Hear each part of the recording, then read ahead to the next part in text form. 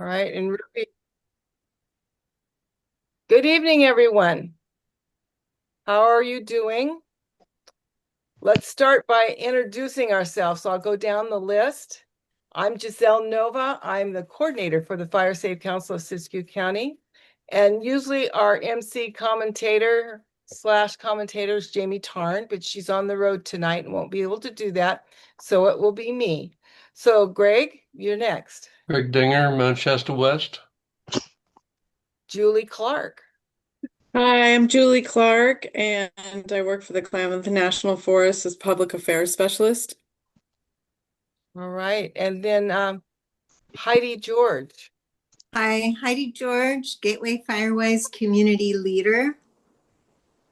Madeline Maureen. Madeline Lavaji, I'm a Quartz Valley resident, and All yeah. right. Deb, that's all it says. Deb. Hi, I'm Deb Mullaney Sliney. I live in Klamath River, close to Horse Creek. Well, welcome. Thank you. Jay Perkins. Hey there. I'm Jay Perkins, working with the Fire Safe Council, doing the community wildfire protection plan for, in conjunction with Julie, for both the county as well as the Greater Weed. All right. Dave McAdams. Hi, Dave McAdams, Executive Director for Siskiyou Media Council, the two public access TV stations in the county. And Denise. Denise Edgar. I am the Safety Program Manager for the Forest Service, but I'm also a resident of Klamath River at Beaver Creek. Nice. Becca.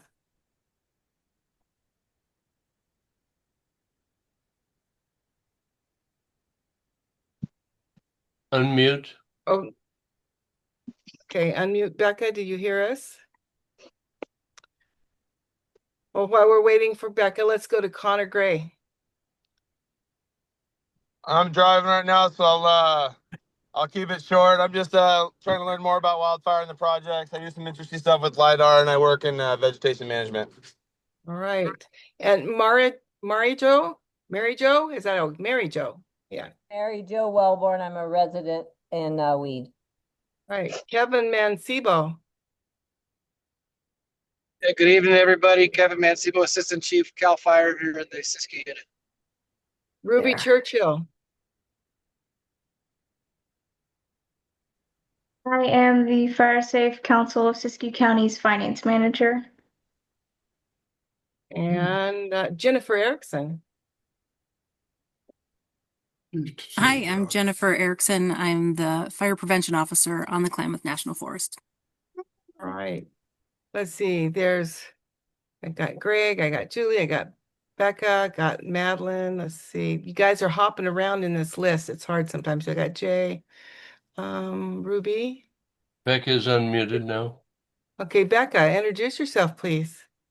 Yes, Rebecca Franco and Dale Stanley. We're from the Dogwood Court pod. How's that? Sounds good. Well, welcome, Rebecca and Dale. Let's see. Thank you. AD, who's AD?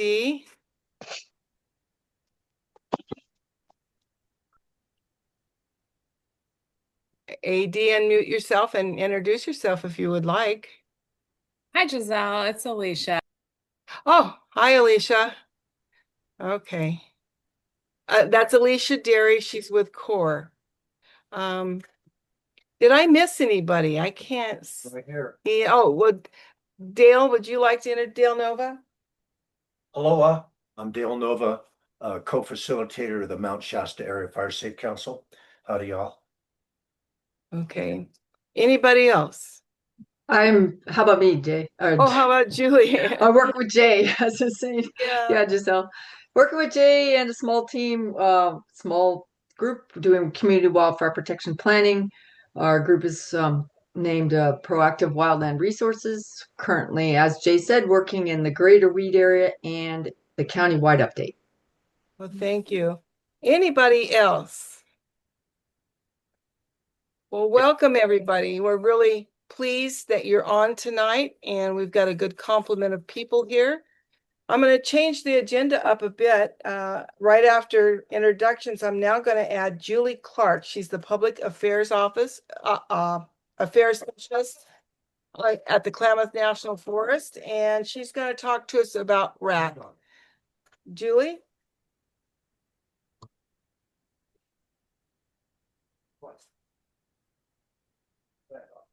Okay.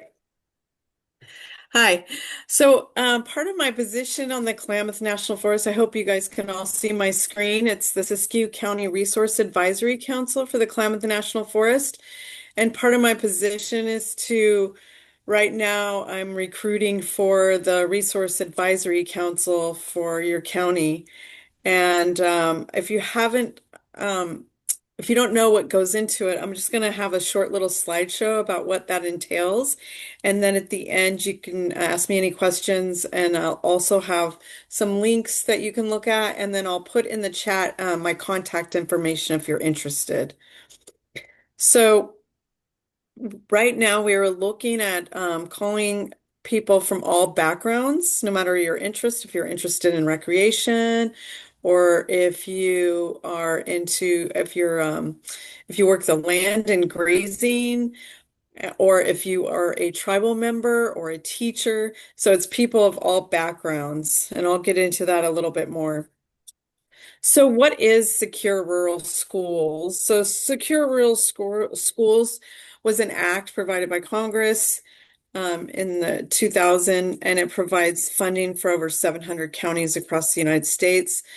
In 2024, it was $200 million that was given out, and it's basically for rural areas like the Siskiyou County. And then payments are divided into three categories. So Title I goes automatically to roads and schools, and Title II goes to projects on federal land. So that's what I'm going to talk about now. And then Title III is for county projects.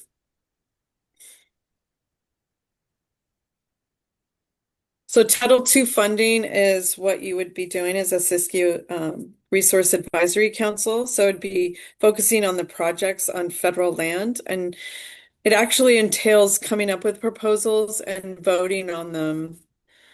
We haven't had a RAC for quite a few years, so it'd be really great to set one up. It consists of 15 members and in three categories, and I'll get into that. But examples of Title II projects would be roads, trails, and infrastructure on federal lands, soil improvement, forest ecosystems, trails, recreation activity, kind of infrastructure, watershed restoration and maintenance, wildlife and fish habitat, and noxious and exotic weed control, and native species establishment. So reestablishment. So these are just examples. There's a lot, much more.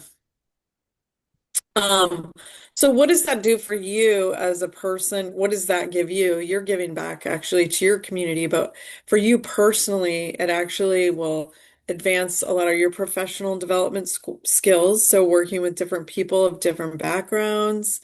We meet quarterly, so we'll have quarterly meetings. We have field trips. So it's like a great part of being integral into these great, exciting projects in the community and making a lasting impact on public lands and the well-being for your environment and future generations. So it carries on past you.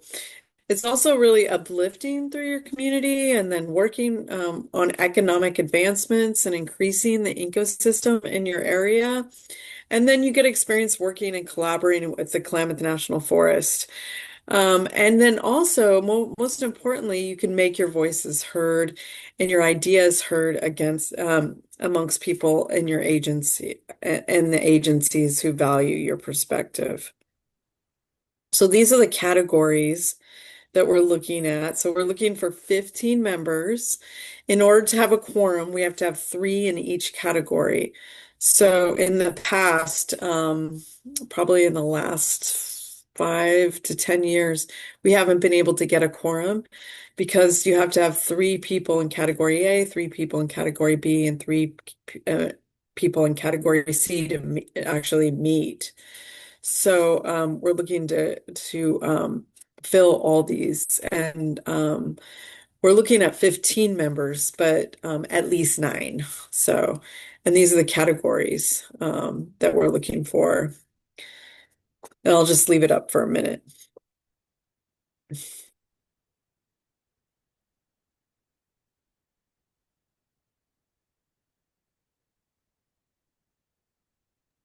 Could this be sent in an email that we could promote Yeah. and send to others? Yeah. So, yeah, that was my last slide. I just want to leave it up for a second. And then here's my email, and I'll put that in the chat. And then I'll give you all that information with the chart and everything, and then how to apply. There's a online application system, and then there's an interest form as well.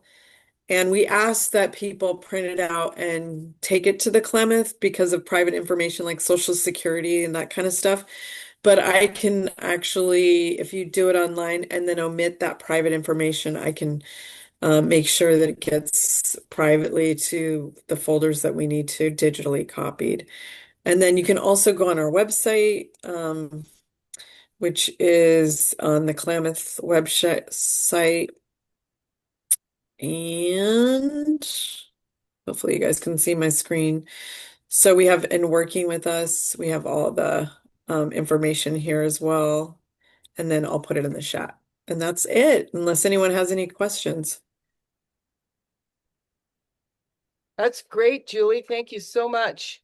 And just FYI, the Fire Safe Council has gotten several small grants, most of them under 20,000, 15 to 20, to do a lot of good things like water tanks and chipper days and stuff like that. So this is a good resource. Thank you.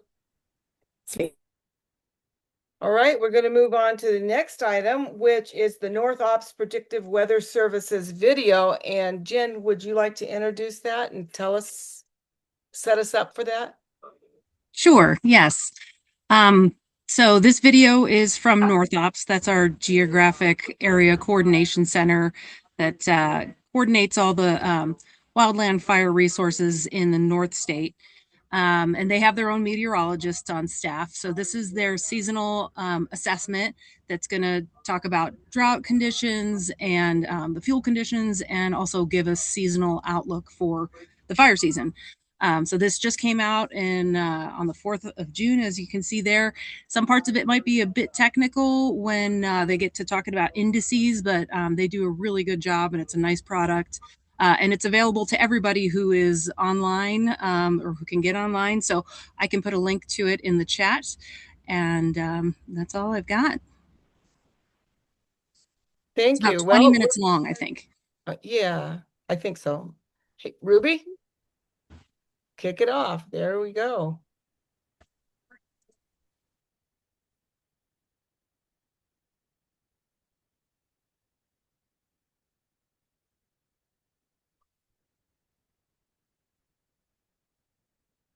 Is there sound? I don't hear anything.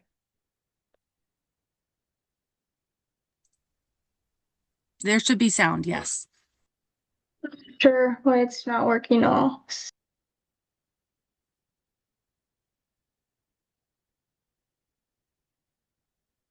I still got it on my computer. You want me to get it up and sound it out?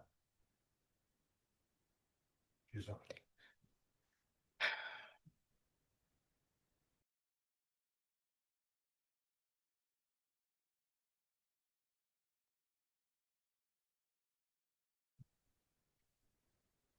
Stand by.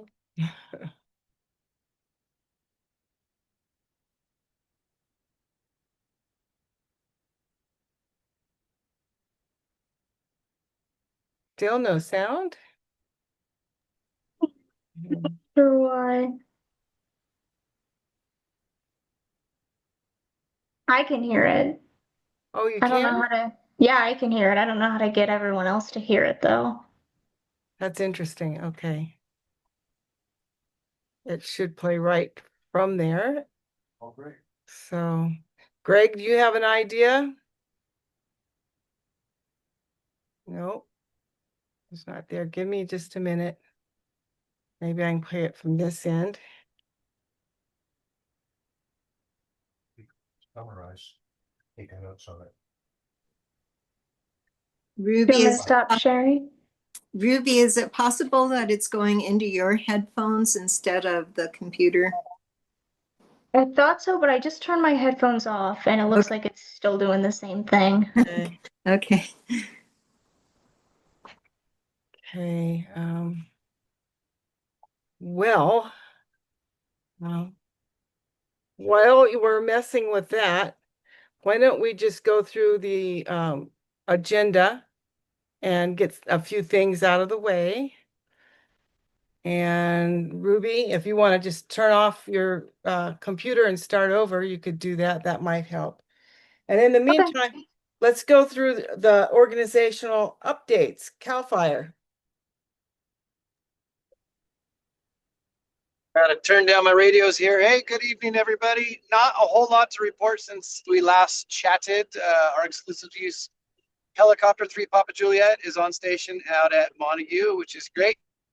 We're in that dicey little transitional time of the year when the burn ban for residential dooryard burning will go into effect on June 15th. So just urging everybody to be cautious as to what they're doing outside with hot things and flammable environments.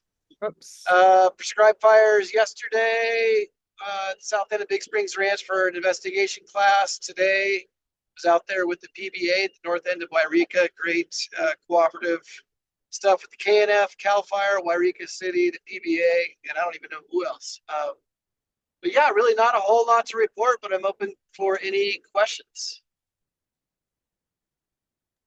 Hey, Kevin, is the CAL FIRE prescribe or burn permit still active, right, for the area? So for dooryard burning until June 15th, yes. And then after that, there will be agricultural permits will be available for agricultural burns, but dooryard burning, basically your residential burning, the ban will go in effect June 15th.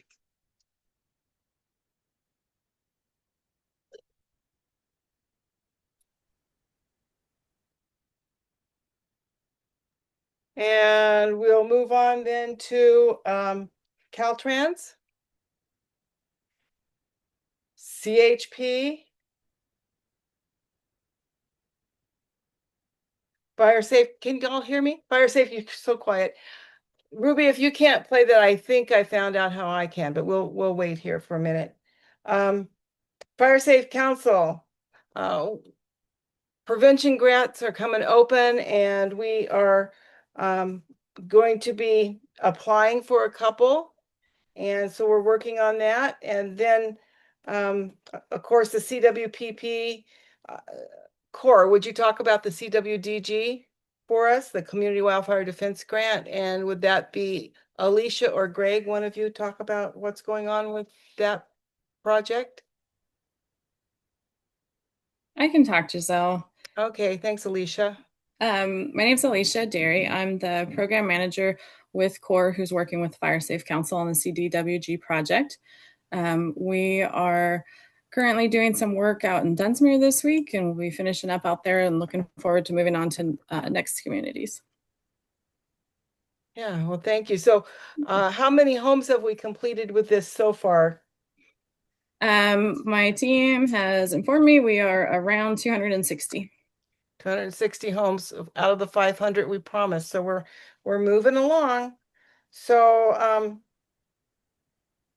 Julie, you want to talk about the CWPP at this time? It's on the agenda now. Sure, I'll do a little lowdown, see if Jay has anything to add. But it's not a lot different than the last meeting. We basically are in the stages where we've got the product for the new products that Vibrant Planet produced in the mapping and polygons, which give basically areas of priority to do project work. With that, we had the fire chiefs and fire representatives from the interagency group, and they took a look at these maps and gave their input, and basically that's where we're at now. We've met with them, and Jay and I also will be doing a few field check calibration work, and he's working with Kelvin, our GIS person, to start putting all that together in the mapping part of it. So, and the analysis part of it. And then I'm working on the body of the right now, the weed, greater weed, which for those that don't know, consists of Weed, Lake Shastina, and Hammond Ranch areas. So, Jay, do you want to add anything? It's pretty much. Oh, you nailed it. Thank you, Julie. Okay. Yeah. All right. All We're going to go right. to Firewise Communities. We're ramping up. Dunsmuir's doing really well with theirs, having several meetings and renewing their Firewise. And we also had a huge one out in Hammonds, and Rebecca could probably speak to that. Kristen could not be here tonight. Kristen was our rep from the Fire Safe Council to that event. And I heard that it went really well, and Hammonds is just kicking it. They're doing really well out there with their Firewise community things. Anybody have any? Oh, Heidi, tell us about your Firewise community, the Gateway. All right.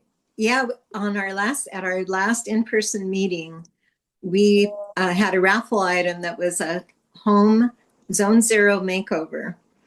And we will be doing a defensible space activity at this individual's home on Monday and Tuesday.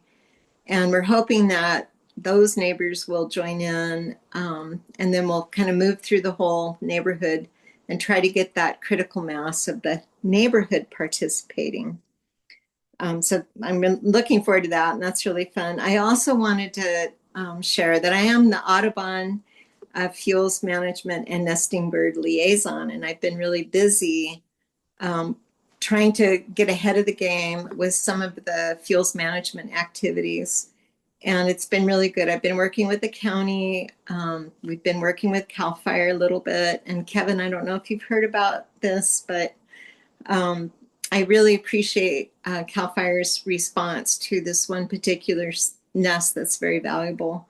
So if you ever have any questions, you can holler, and I'll try to help you out with avoiding any kind of a nesting bird situation.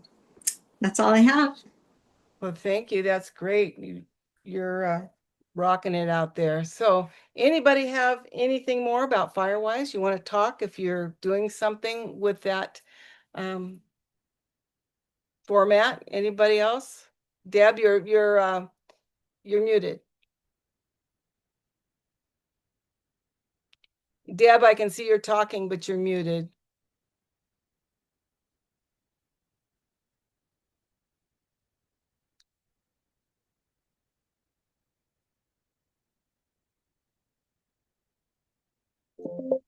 Okay. Exit. Come on. Okay, can you hear me now? I can hear you now. Thanks. Okay, I just had a question about the core response to Gregory or AD. After Densmuir, are they supposed to be coming to Horse Creek pretty soon? Is that what I understand? Greg, can you answer that, or Alicia?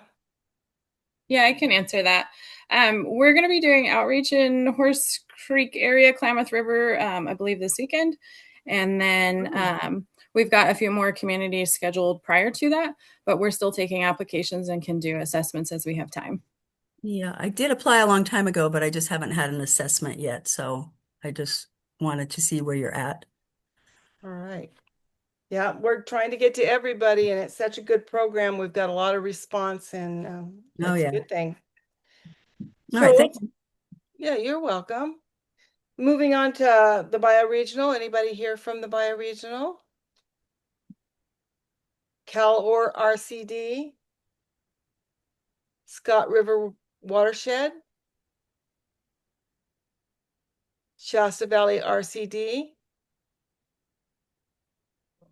If I forget you or skip over you, stop me and speak up. Sierra Nevada Conservancy?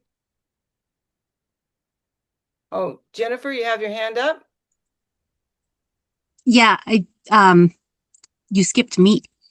Oh, well, for some reason, I think they alphabetized my agenda, and the Forest Service is at the bottom because Oh, excellent. it's Okay. USDA. It's there. but it went to the bottom. All the Copy. S's are right here, so I'll relax. okay. All righty. Siskiyou County Air Quality. I'm gonna go through fast, so if I skip you, let me know. Siskiyou County Board of Supervisors, Siskiyou County Natural Resources, Siskiyou County OES, Siskiyou Media Council. Hi, everybody. Just wanted to let everybody know that we're on track with the Golden Fair with the booth. So the Fire Safe Council of Siskiyou County will be in the booth with Siskiyou Media Council and voluntary organizations active in disaster. So if you have programs or you want to stop by and say hi or drop off some paperwork or flyers or something to promote your programs and what you're doing, stop by and talk with the folks as they walk by. We'll try to do some interviews as well while we're there. And we're doing those things. We were hoping that we would have at least one radio station up and running in Hornbrook by this time. Just some technical issues with permitting. We'll get that fixed and we'll have that in because the equipment is starting to come in for that radio station, and we're also working on the other three. If for anybody that is interested in radio and or knows anybody with some deep pockets and wants to help sponsor a location, give us a call. This last thing about it is that we've been working on trying to expand the reach of the television stations so that people that without cable can get to them. And so our first OTT app, which is on Roku, is now ready for download for free. It is if you have Roku, you can go to the store on Roku and download that. You can just search for Siskiyou and it'll come up. There's a picture in the chat showing going there. And then there'll be for iOS and Android platforms later on here, and maybe hopefully within the next month. And then we're going to work on doing Fire Stick and Apple TV. And so that way that we'll be able to do those kind of things and get more information out. And that's it. You're doing great things, Dave. Appreciate you. Any questions for Dave and the Siskiyou Media Council?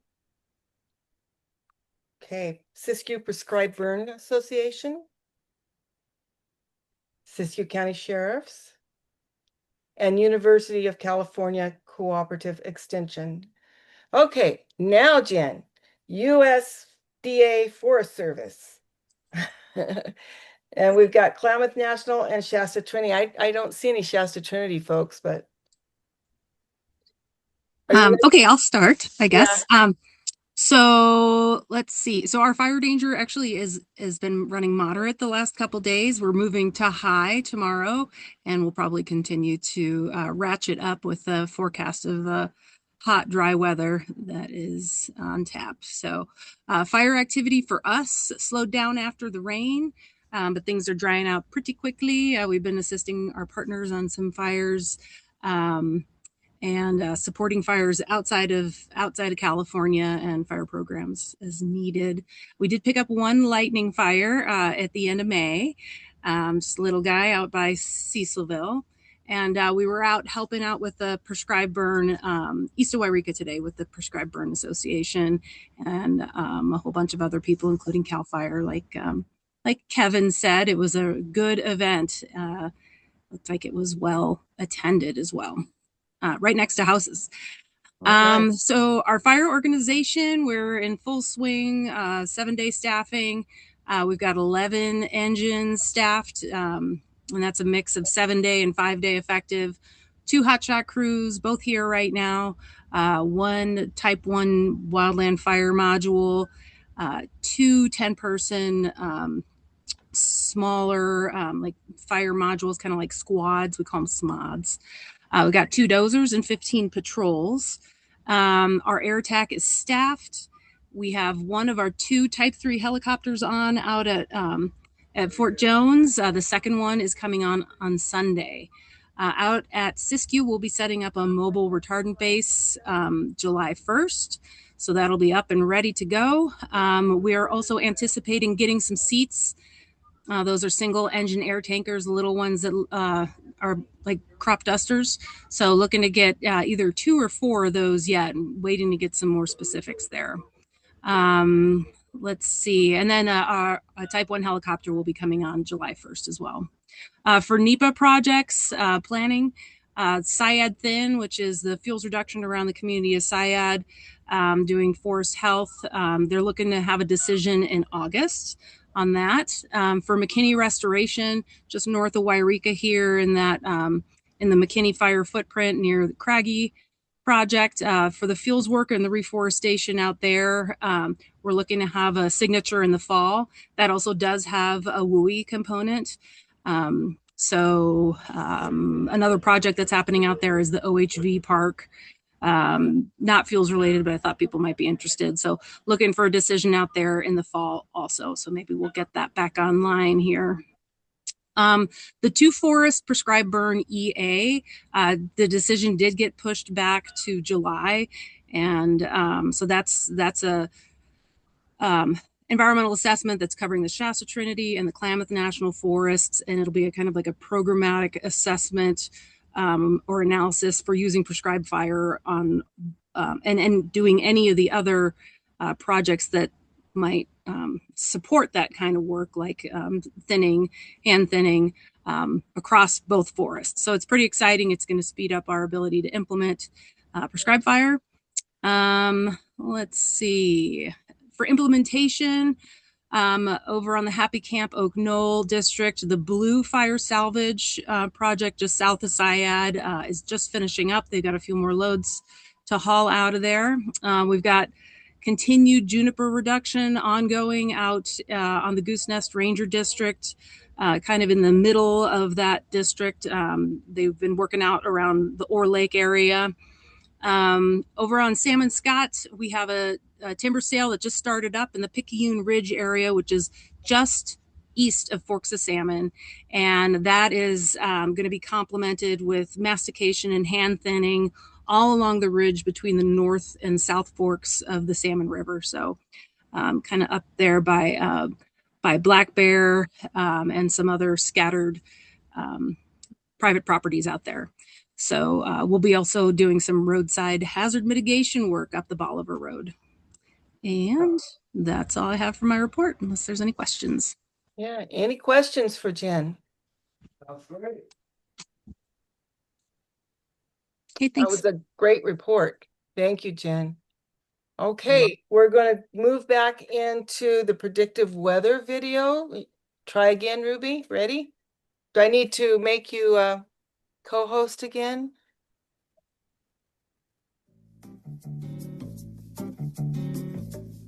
There it goes. There we go. Welcome to the North Ops Significant Fire Potential Outlook for June through September 2026. Be broken into three parts: setup ingredients, expected weather anomalies, and overall expectations. The first section will go over several setup ingredients that are applicable to either current or past conditions. They can give a glimpse into future fire season trends and severity, although future weather conditions can change the setups in a short period of time. Two slow-moving cutoff lows provided beneficial precipitation to large portions of the region during early and late May. Otherwise, an extended period of warmer and drier than normal conditions prevailed. Mixed precipitation anomalies occurred, but generally drier. This year's fire values suggest mixed anomalies, which set up mixed soil moisture trends during the growing season. Average temperatures have been near to above normal, with a heavier tilt towards above normal, which aided in the early start to the growing season. The snowpack eroded during most of the month, with moisture values lowering.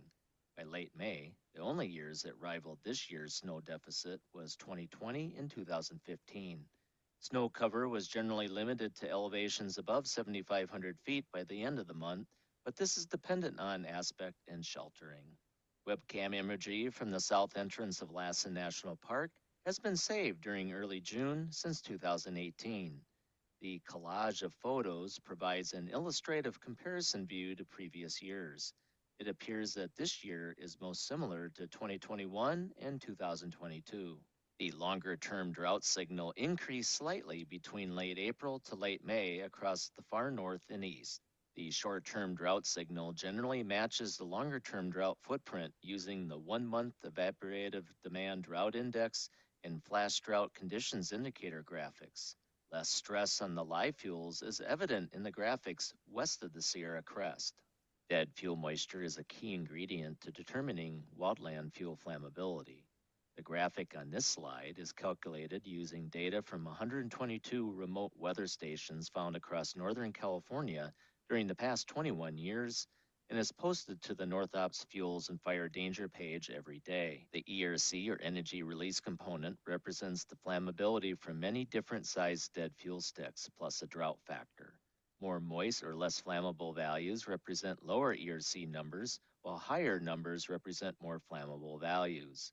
The lighter grain line represents the average calculated value, and the data shown spans the calendar year. The light colored dashed or solid lines plus different color shades represent different percentile values or flammability thresholds. We start to get more spread potential when values near or exceed the 60th percentile, although wind and cured live fuels are also significant factors. There have been notable fluctuations since the start of the year, and May continued that trend.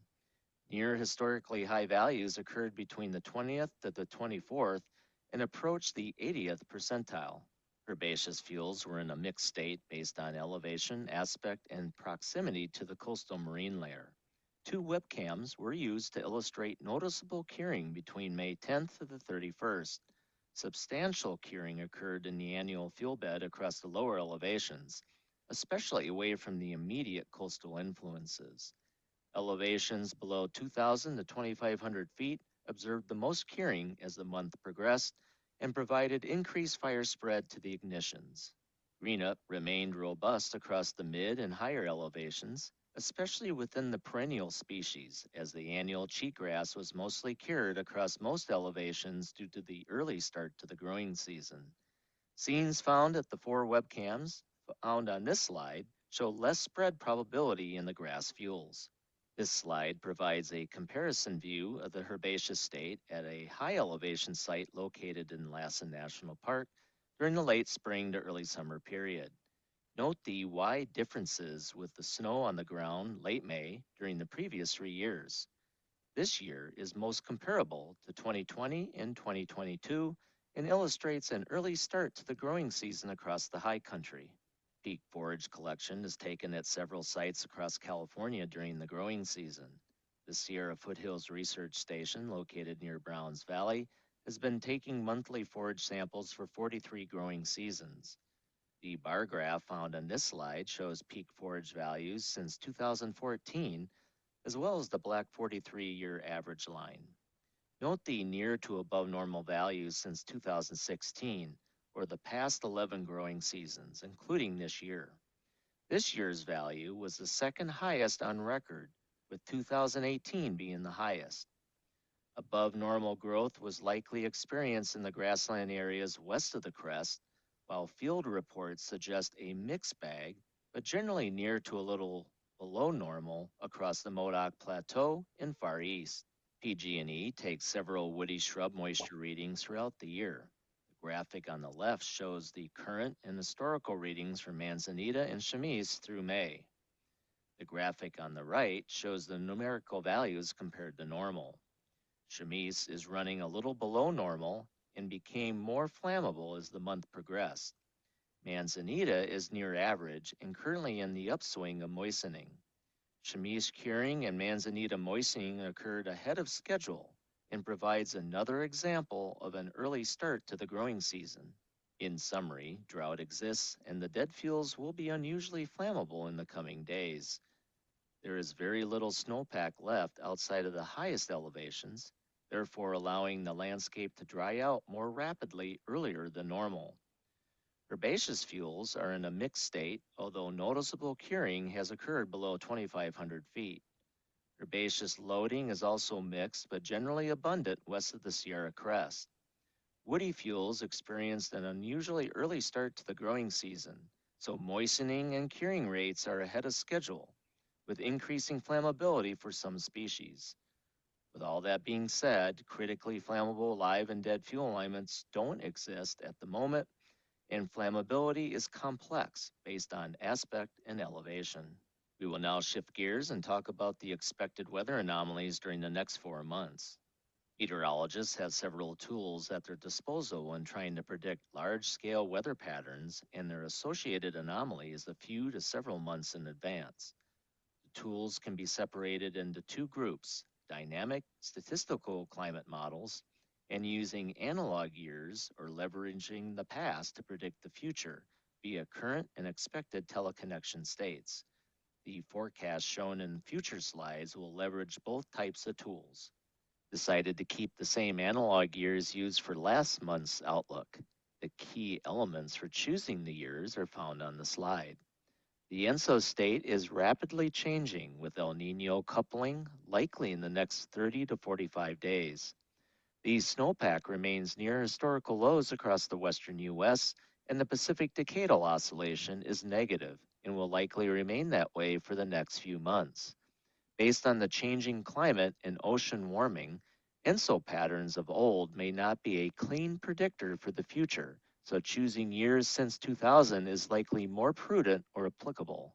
One note of caution: analog years used to anticipate future weather patterns don't necessarily represent a one-to-one association to significant fire business observed during those given years. This has been experienced in the past when using analog years. The drought monitor graphics found on the slide are valid for late May. There are distinct differences between the current year and the analog years. Furthermore, most of the big fire seasons are decided by the interplay of significant lightning, wind, and heat events, which are more predictable on a much shorter time horizon. This will be discussed further later in the webcast. Now on to the forecast. The top two skilled dynamic climate models for NorthOps, when initialized around May 1st for June, suggest near normal precipitation and above normal temperatures. It should be noted that most of the models show a developing active thunderstorm signal across Mexico and the Four Corners states. That has already started based on recent lightning trends. Moisture pooled up over Mexico and the plains are key ingredients for feeding the southwest monsoon. The analog years setup used for June suggests mixed precipitation and temperature anomalies. During ENSO transitions, cutoff lows occur more frequently between the spring to early summer period, and that has been happening as of late, so the recent trend could portend a glimpse into the future. It is just hard to know whether the warm, dry part of the blocking pattern sits over Northern California for an extended period, or the cool, unsettled one associated with cutoff lows. The two highest skilled dynamic climate models show mixed precipitation signals and a warmer than normal tilt during July. Most of the modeling suggests some sort of active thunderstorm signal across the interior west, including some influences to far eastern portions of NorthOps, where the dry versus wet gradient sets up will be crucial for the risk potential. The analog year set for July suggests normal precipitation and above normal temperatures. The top two performing models suggest above normal temperatures and normal precipitation. Some of the modeling continues this suggestion of an active thunderstorm season across the Intermountain West. Therefore, where the dry versus wet thunderstorm gradient sets up will be very important. Moisture surges that last more than 2 to 3 days moderate fuel conditions and take the edge off flammable fuels. The top two performing models for September, when initialized around May 1st, suggest near to above normal precipitation and warmer than normal temperatures. The Climate Prediction Center's forecast issued on May 31st for June and the rest of the summer suggest warmer than normal temperatures. Confidence is pretty high for that result. Precipitation is less conclusive, although there is a heavier lean towards drier than normal during June. Also note the tongue of above normal precipitation found across the Four Corners states and Southern California as the summer season evolves. Based on using the analog years and Vaisala lightning database, most months contain below to well below normal lightning amounts across Northern California. However, I don't personally believe that will be the result this year, so we shall see which guidance scenario wins out. In summary, many of the guidance tools are suggesting warmer than normal conditions with mixed precipitation anomalies or less conclusive precipitation results across Northern California. There are some suggestions that the thunderstorm season could be active. And impactful events should occur, but where the dry versus wet gradient sets up will largely determine the impact, and that is hard to predict a few months out. Anticipating near to a little above normal multi-gusty dry wind events the next couple of months, including both the onshore and offshore flavor. Also thinking more extended heat wave periods, although it's really begotten to where the cutoff lows set up and track. The next section will cover fire business impacts during the previous month and the overall fire season expectations during the next 4 months, plus some bonus slides.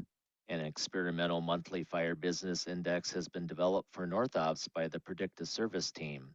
The index represents an accumulation of large fire activity based on an individual PSA acreage definition, incident team deployments ranging from type 3 to complex, regional preparedness level, and average monthly initial attack. Reliable data for all 4 elements goes back to 2008 for Northern California. The observed FBI value for May was 11.2, which more than doubled the April value of 5.5. The 2008-2025 May average is 13.9. No large fires were observed, although 3 fires reached the 50 to 70 acre size. Webcam photos found on the slide show the 3 individual fires and the fuelscapes they were burning in. You might be curious about some of the ingredients that contribute to a significant fire year for Northern California. Using the regional FBI score, 7 years had unusually high yearly fire business values since 2008. The top 2 fire business years of 2008 and 2020 were largely determined by a high-end dry lightning event. The next few slides will delve into some of the components and address how good of a predictor they are. Key elements or predictors that we will look at include long-term drought, snowpack, NFDRS indices which highlight wind and heat events, and lightning strike counts. There are also various wildcard elements that routinely change from year to year, including herbaceous loading, previously treated landscapes, whether by prescribed burn or wildfire, resource availability, and fire accessibility. I will not present those elements, but are important aspects to consider. For this slide, I chose drought monitor graphics for the middle of the month that had the highest FBI score for each of the busiest fire years, plus the April 1st snow water equivalent values. A few takeaways can be gleaned from the slide.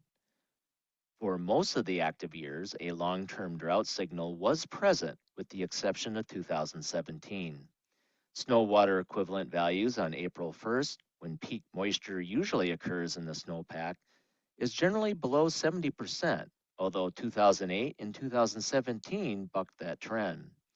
Snow water equivalent built up during the winter to early spring is likely a significant contributor to the drought development signal found during the busier fire months of June through August. The Predictive Service team calculated the number of days regional NFDRS output values reached or exceeded the 80th and 90th percentiles. There is basically an even split of above, near, and below average number of days for these percentiles, therefore placing less skill on their reliability as a predictor for unusually active fire seasons. The number of record days produced by the extra active years provided a noisy signal, although the number of days above the average value did provide a more reliable predictor, with 2017 being the lone exception. Using the Visila Lightning database, strike counts were above average during the busiest fire month for each above average fire year in 5 out of 7 years. This makes it a solid predictor. Based on the past few slides, there are a few takeaways. The amount of moisture in the spring snowpack, developing drought, and above average lightning strike counts during the busiest fire months are solid predictors for a busy fire season in Northern California. Reviewing some of the NFDRS metrics suggests that each above average fire year has a different flavor or mix of heat, wind, and lightning events. It isn't the sheer number of critical events, but how they interrelate with each other. It should be mentioned that the number of above average NFDRS output days gives a fairly reliable predictor. It should also be mentioned that the combination of those critical weather events are skillfully predicted on the order of days and perhaps weeks versus months. Lastly, and not addressed in the previous slides, multiple large fire ignitions in a 1 to 3 day period will put pressure on resource availability for future initial attack ignitions. Plus, accessibility to attacking the fire is very important and part of the crazy noise in the prediction system. Now on to this year's predictions.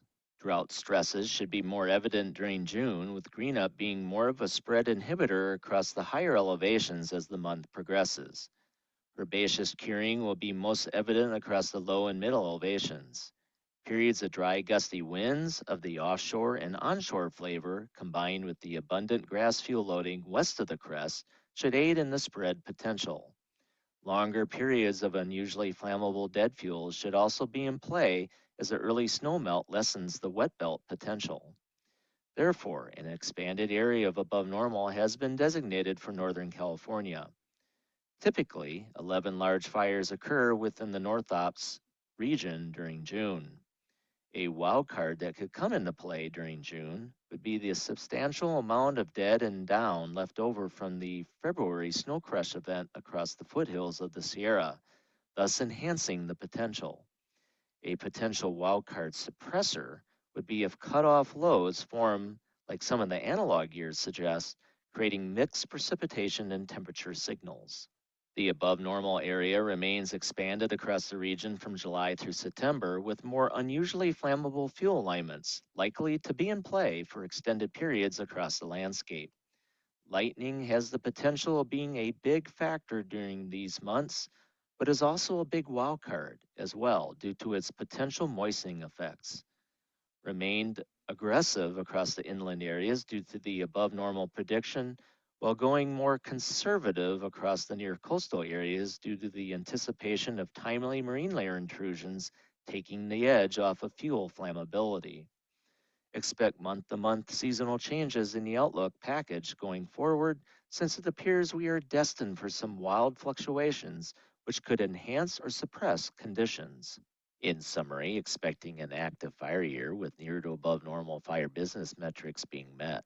Several wildcards will be in play, making it a complex scenario. But the big question you all want to know, is this the year water burns? I'm thinking less likely.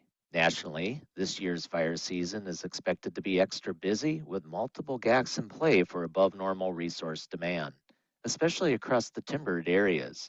This is largely driven by large areas of drought, which should only intensify this summer. Where the dry versus wet lightning signature sets up will be very important. This concludes the North Ops 4-month significant fire potential webcast. If you have any questions or comments, please email john.wachter@usda.gov.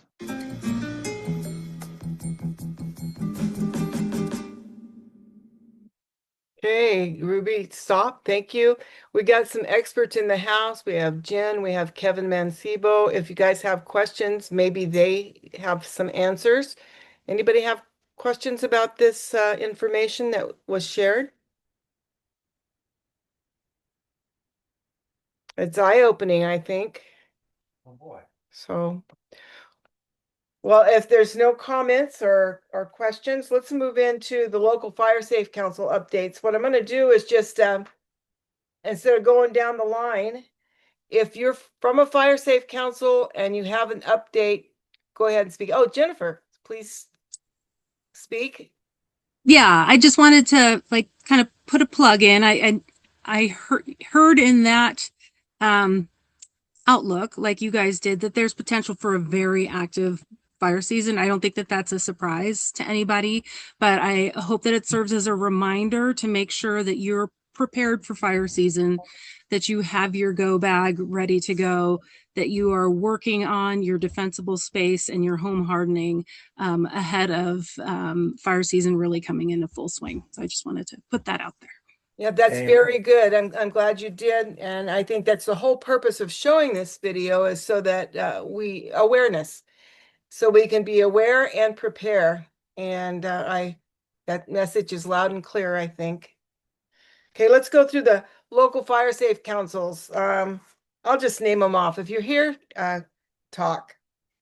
Black Mountain, Butte Valley, Copco Lake, Dunsmuir, Greater Weed, Hammond's Ranch. Anybody from Hammond's Ranch that wants to talk about what's going on out there? They got partied out. Horse Creek. We have a Horse Creek person. You have anything to say about what kind of activities y'all are involved in? You have a barbecue at the Klamath River Community Center this Saturday. And anybody have any updates on that? That ought to be fun. It's going to be a flea market and barbecue, and it's also going to raise awareness for fire season. We'll be there. The Fire Safe Council will be there. Juniper Flat, Lake Shastina, Lower Scott River, McLeod, Mount Shasta area. Yes. Say something real quick. We're moving on it, and very assertively, I hope, working in conjunction with a lot of our peripheral startups, such as the Quasi Fire Safe Council out on Hill Road and others. Meanwhile, I think Jen said it very succinctly. We need to get our fuel reduction ready. As the old watchwords are, be prepared. I don't think that's good enough. Being an old Eagle Scout, it just doesn't resonate very much with a lot of people. But be ready, those two words certainly do. Amen. In the meanwhile, as you saw, there were a few big years in this last decade. 2020, as one example, ought to be something to recollect. How soon we forget. Social psychologists say that we typically forget major events 6 weeks later. Well, 2020 was a severe fire season here in Siskiyou County and in California. Went to the internet, get a few notes, and reflecting on that year alone, just 6 years ago, here in California, 32 people died in wildfires. We had some huge big fires right here in Siskiyou County. The July Complex, the Red Salmon, the Slater Fire, that none of us, I hope, will ever forget, that wiped out about a third of Happy Camp. The SCU Lightning Complex. 14,000 plus structures were lost in 2020. $20 billion worth of damages were caused. There were also, they estimate, 1,200 to 3,000 indirect deaths from smoke inhalation, typically older people, people with comprised systems with COPD, etc. This can be this year. As we just learned from that NOAA presentation, what we have right now going into this summer is a reflection of 2020. It's just as bad. It may be worse. It all depends on God and the weather. So pass it on close to your next door neighbors, everybody in your neighborhood. We're all in this together. Well, I think we're preaching to the choir here. So yes, we want to spread the word, and we have several folks in this group on tonight that are just doing just that. And keep on keeping on. You're doing a good job, and we hope people are taking pause and listening and doing their fuel reduction and getting prepared. So now we're at open forum. Anybody have anything for open forum? This is George. Hi, George. Sorry we missed you earlier. Still taking Fire Safe Council reports? Yeah. Okay. Yes. Okay. So in the Wairika Area Fire Safe Council, we have two projects currently in progress. The Outson Road fuel break, a lot of progress on that for defensible space and fuels reduction. It's basically, if you're in Wairika, looking up the hill from across from Walmart in and around the corner on Highway 3. A lot of the acres are done, completed, our defensible space. We're up working on some ridge work and reopening some of the McKinney fire line. Contractor's still working, but they're getting ready to close down because of the moisture dropping rapidly, and they're working short days in the morning. So the Alston Road project is about half done, 3/4 done. So we're happy that we spent a lot of our winter. Unfortunately, we weren't getting rain and snow, but we were getting an opportunity to get some field work done. We began working on the CEQA for the East Side Wairika Community Protection Grant, and in the process of getting our, just about out of the biological window. So we're doing our CEQA. We're getting that project going. Quite a bit of landowner participation and things. Another item, we had the Fire Safe Council of Siskiyou County this last weekend came up and did at least 2 homes of defensible space work on Bennett Drive. So appreciate you guys for doing that. Around Winkas and his neighbor's house. So, but I think that's, I know that there are some folks are working on grants right now, Prop 4 grants. The city of Wairika is, and Orcal RC&D are working on another proposal. And I think that's it for Wairika Area Fire Safe Council. Well, thanks, George. And I'm sorry I skipped over you, got a little excited there, and it looks like I might have skipped over some others. So Orleans Somes Bar, Salmon River, Syad Valley, Quartz Valley. There was someone here from Quartz Valley. Anybody have any updates from Quartz Valley? All righty, then we will move on. And thanks again, everyone, for all your participation, your hard work, helping to make our county fire resilient, and for caring about what you're doing. Dale? George, I got a question. Have you guys got any fuel reduction plan for the pines in the near future?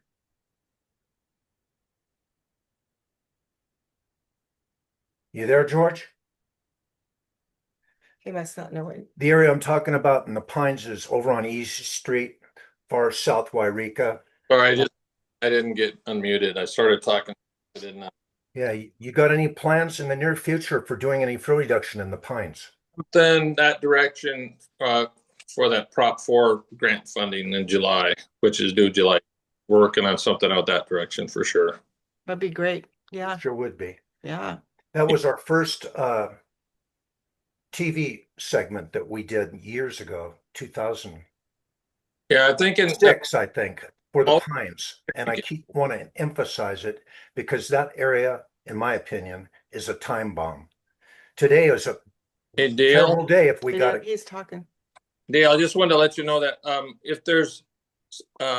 if your crews are doing any more defensible space work in the Wairika area, let me know, because I've got some folks that I really would like to have you go talk to. If they're in our Wairika area right now, I'd really like to help them focus on some of the folks on Rolling Hills. So okay, that's our CWDG grant, and that's myself and CORE.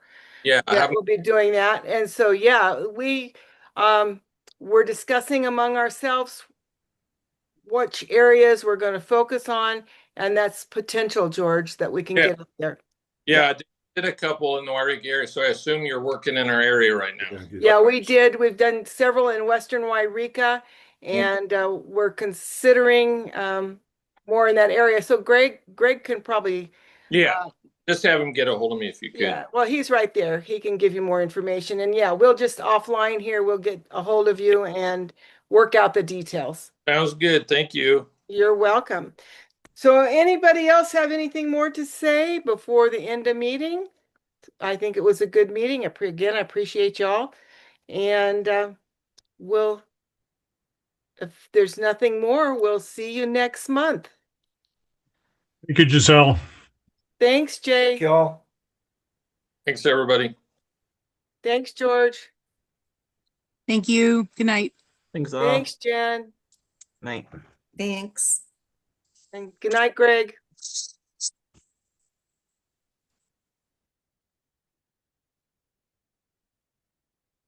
Are you off, Giselle? No.